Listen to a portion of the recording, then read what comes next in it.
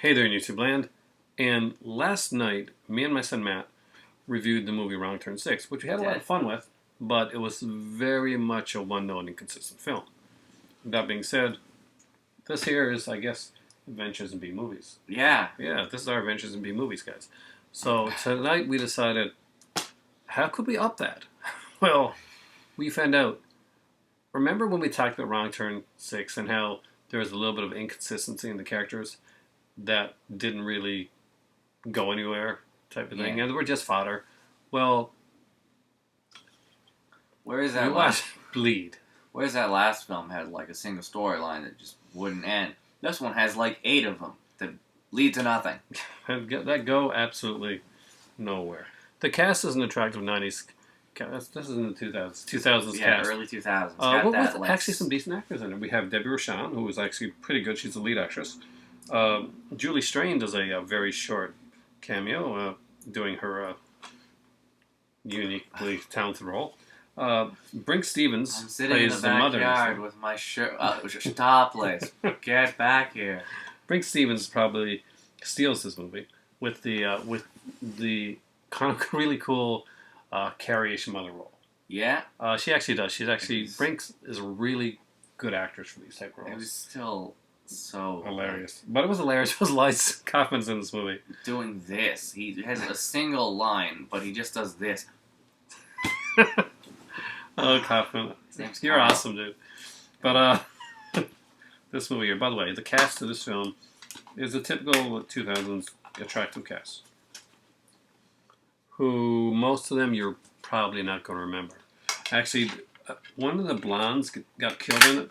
And I thought it was the other blonde. Yeah, that's how interchangeable these actors were. There was a black-haired guy with a blonde girlfriend in one scene, and a black-haired guy and a blonde girlfriend in the next scene. So when a black-haired guy and his blonde girlfriend died, and then a black-haired guy and a blonde girlfriend appeared in the next scene, I was completely confused until I reviewed. Oh wait, the blonde girl had shorter hair in the previous scene. Different girl, I guess. So Bleed. This is a movie about a lot of different things and nothing. Stars Debbie Rochon there. She's, as you know her now because I think she writes for Fangoria. Yeah. So anyway, this movie starts with a killer. Actually, with 2 guys dressed up in drag at I'm guessing it's a costume party, Halloween party, something like that. I don't know. So this killer comes with an hilarious ear mask. He comes with the sharpest. There's his mask. Sharpest knife ever. I like to call him Earman, Mr. Ear, the interloper, because he's got silly big ears, and that's his entire thing. By the way, doesn't have any special weapon, doesn't have any specific look to him. He just has ears, silly on a white ear mask, like white ear mask. I'm guessing they were going for like a Michael Myers type of thing without being able to rip that off. And he also moves like. You know how killers generally move in more of like a stoic, like menacing way? Well, this guy jumps around to beds and stuff like that, sillily runs through hallways. It's pretty hilarious. And it'd be even more hilarious if there's any reason behind it whatsoever. But I suppose we'll get into that. Basically, after the whole people getting murdered thing, we see... we didn't even say that yet. Okay, yeah, a guy gets murdered. Actually, apparently... With the sharpest knife in the world. The thinnest skin ever. Yeah, as the knife pierces entirely through his body, splitting him entirely open like a fish. Ribs exposed, guts everywhere. Yeah, you're probably thinking it's going to be really gory, but it's not. That's exactly not that gory at all, actually, surprisingly. No. The movie comes to this girl here, and she basically has the job of the person that got killed. Yeah. And she's working in full moon offices. I just realized that she actually has dreams about the murders. Yeah, she does. Spoiler alert, she's not the killer, which you can guess from the beginning. Yeah, we're going to get into spoilers here, by the way, guys. We always Don't do. worry. She's not the killer. She has dreams. Okay, that was not explained. What, how she had the dreams? Yeah. No, it was never explained, other than later on they explained that she has guilt from having an abortion that her mother is super religious and told her that she was a murderer for. But that doesn't give her the supernatural power to see murderers. Okay, I have to do one thing. You are going to start. Okay. He's going to tag this movie while I do something. So, she gets the job, and she meets her co-worker / boss, I guess, who she immediately sleeps with because she's got good judgment and impulse control. He, having spent a wonderful connecting night of her being drunk and them having sex, decides that she better go to a party with him because they're serious business now. Well, at the party, which lasts approximately forever, they get drunk and tell her about a club that they have called the Murder Club, where essentially they all started getting like jumped up on the thrill of armed robbery, yeah, until they got to murder, and they're like, oh yeah, and they got a bunch of people and they just murder people, Level 3. and it's all level 3, and it's all like amazing and fun. So immediately she goes and kills a woman in a parking garage, in the bloodiest smack against the wall I've ever seen, in an accident for dinging her car with her door.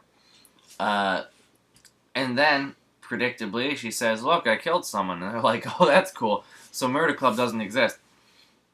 They decide they have to think of what to do, because in the 2 days they've known her, everything's become an amazing emotional roller coaster. And they... Talk about the party. You mean the in-depthly about the party where everyone gets naked? Over and over again? And she Oh, that's right. She gets consistent near the end, slightly. But for the party, she enjoys... something bad happens, essentially. Something along the lines of he gets kissed by a girl who's...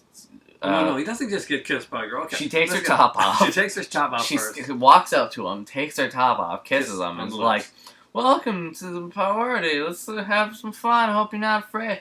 She's all like, fuck you. Screw you, Sean. Storms right over to her, like, to a lawn chair, like 3 feet away. We cut to a later time where She's still at the party for something. she's still at the party in the lawn chair, just chilling. And the girl comes up, and they kind of, like, she actually isn't that, like, rude to her. She's just like, yeah, we used to be a couple, but we're not anymore. We're just friends. I'm glad you're happy. And then Sean comes over and is like, screw that bitch. I know she's always saying terrible things about me. Let's go into the pool. But she isn't. Where his weird friend Chris, who's constantly taking his pants off, rips her bra off and like, let me see your breasts. And they all laugh about it. And she's like, screw you, Sean and Chris. Gets up and... She shows her breasts, obviously. Gets up, real angry, and storms back to the lawn chair from earlier. Yeah, Stays there for a couple hours. The dude take off her bikini down. She doesn't. No. And later on, they all... they all like get into a hot tub, and she talks about how great they all are. Wait, they're the best of friends. Also forgot that she also dances with Chris. Yeah, she dances with Chris. Well, she's topless for 5 seconds for absolutely no reason. Because there's no consistency with this character during this party at all. Nobody. I mean, Chris seems like a jerk, but then he doesn't seem like a jerk. Sean seems like a nice guy, but then he seems like an asshole. The other characters at the party, even the bitchy girl, turns out to be not bitchy. And then everybody else are so bland that they almost become wallpaper in this movie. And then they do the Murder Club thing, which results in nothing. Nothing. Well, nothing except for her killing someone randomly. But it has nothing to do with the actual plot of the story. And because her killing someone doesn't like result in anything other than everyone deciding they better stick beside this girl they've known for approximately 2.5 days now. Yeah, but she's super important. She also keeps having nightmares about these murders that have happened. Which you can't have seen. Which are ways seen. to pad out the movie, but unfortunately, she hasn't seen these murders happen, especially ones that happened before she was actually in the film. And those, by the way, are never explained. It's not like she's psychic or anything like that. There's nothing like that going on. She doesn't know them. She's never met half the people that die, in fact. She interacts with approximately 3 of the people who we actually see die. The first 3 people who die, she only either passingly knew for about 5 seconds and never talked to, or she heard about.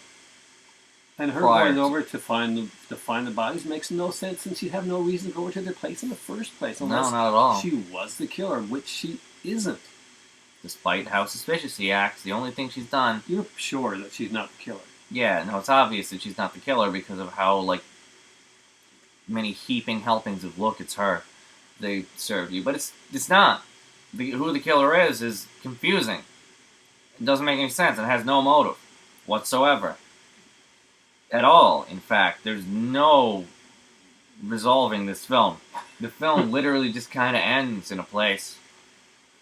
Okay, let's go to the ending of this film. Yeah, okay. Okay, so at the end of the film, in the last 10 to 15 minutes of the film, you realize that the killer is her. fairly obvious. Yeah. We know who the killer is because, obviously, in one of these type of movies, the guy that the girl goes to, that's going to be the killer. Yeah. She doesn't go to her boyfriend, which you would think she would. No, she suspects her boyfriend. She goes to her boyfriend's jokey friend, Chris, the guy that can't get laid, ever, even when girls think their boyfriends are killers. Who I suspected early on, just because he reminded me of Matthew Lillard from Scream. I know. It's like, I'm joking, talking about killing all the time. It's I him. actually liked him as an actor. I will not He's not, lie. he's not terrible. The lead actors Yeah, in the this end he's were kind of not terrible. that bad. I mean, the lead guy, reminded me of some guy that would be acting in one of those Playboy films. It's true. But most of these people are half naked all throughout the film. There's lots of nudity guys for guys and girls. There's lots of There's nudity. a lot of male nudity in this as well. A lot of female nudity. You know who Julie never Strain. shows up again? Who? Strange guy with the camera at the party. Camera guy never appears again. There's a part of the party where all the dudes are getting naked, and a That's guy at the because- camera, a guy walks out of nowhere with the camera, like at the parties with everyone. He's like, yeah, this is good. This is a great. cameraman's one cameo in the film. Never seen again. The movie is Confusing. I would like to and say it's cluttered. predictable, but it's not even totally predictable because it's There's so many plot lines. almost consistent in the inconsistencies of the film. I mean, when we get to the end of the film, we find out that this guy has killed all these people for her. But he didn't know her when the first murders happened, so we'd assume that he killed people before that. But First that would be 3 murders happened before she's killed anyone. and the murder but club he isn't says- even mentioned before that. No, So- not at all. And it's not established that, a murder club was mentioned before, or murder club was a joke that was a running joke. No, it was something he did because they were drunk at the party. So The him only killing thing people before the murder club and before he's even met her makes absolutely zero sense. He has an No. obsession with her that just doesn't make any sense at all. And the murder started with Todd, so it's not like he's been doing this a long time. He just started randomly slightly before he met her, and then his motive is he Yeah. met her and she killed someone. So any murder prior to that point is irrelevant. And he keeps saying they're alike, but where does that come from? I mean, like, I don't know. He also says he loved her the first time he met her, which isn't established whatsoever. There was no like connection between them, other than the short dancing scene, and that seemed more like a, "Hey, my friend's pissed at me. I better go do this thing." Not a clearly he's in love with her and there's a love connection. Hell, friggin', he didn't even react when she killed anyone, other than to say like, "Ho, this murder club thing's funny." No connection between the two characters until the last 10 minutes of the movie. Can't do that. Can't just shove connections in. I mean, this film seems like it can do that. it shoves everything in there. The girl has dreams about murder she hasn't seen. There's an The abortion abortion subplot subplot, which goes leads to nowhere. The fact that her family doesn't talk to her, her kind of semi-insanity at the beginning of the film is never really followed Yeah. up the first scene after we meet her that we see is her sitting alone in an empty room that's like this terribly shitty like apartment with like a couch on the floor, on. I swear, a red small Solo cups- thing, a red Solo cup, and a bottle of wine. She pours up a small bit of it, drinks a little bit of it, I mean, it's talks, yeah, literally like that. Talks to herself as if she's talking to her parents, opens a card she wrote for herself from her parents, and then toasts with them. And then we like skip to the next scene as she like dreams about murder, because that's a good way to set up our main character. I wish. Never explain.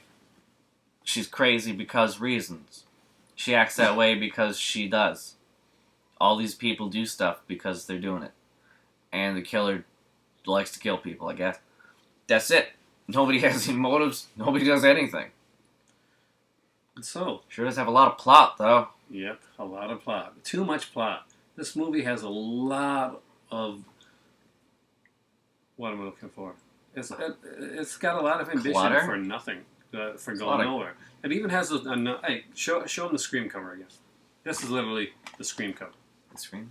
Yeah, it's the faces. Yeah, no, Random yeah, of course it headshots of does. faces. It was of actually a everybody's big suspicion. thing. I actually back love this cover. during the early 2000s. That was That was huge. I love this cover. The Actually, whole I find the cover phases really thing? cool. I find this actual DVD thing actually very sexy looking.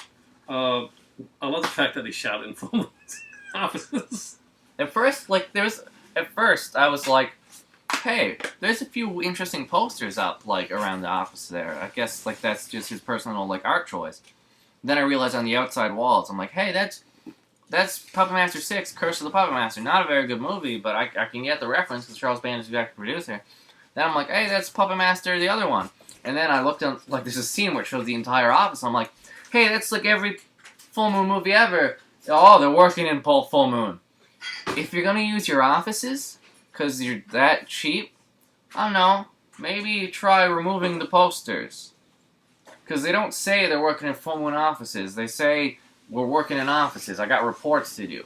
People don't buy that this is an office if you keep up all of your movie posters. Cool for the fans.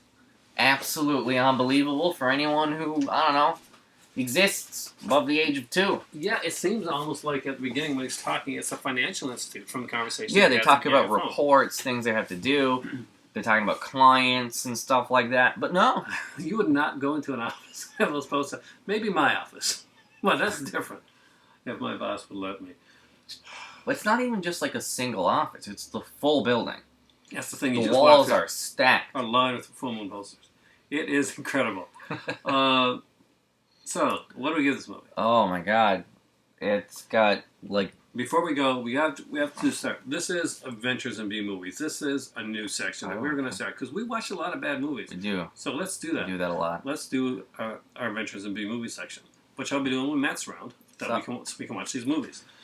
And so we have to rate this on a different scale. We have Do to we? instead of rating this on the normal scale. Do we have a normal scale? I just say We have random like a things. 1 to 10 something type, 1 to 5 type thing. But, Okay. but this is being rated as a B, as a bad movie, Yeah. not as a good movie. So we're not rating this under good movie terms, rating this under bad movie terms. Okay. Whether it's I can, watchable. I can dig it. I understand what you're talking about. All right. So hopefully you guys do it there too. So, what do you think of Bleed? I'll give it a solid.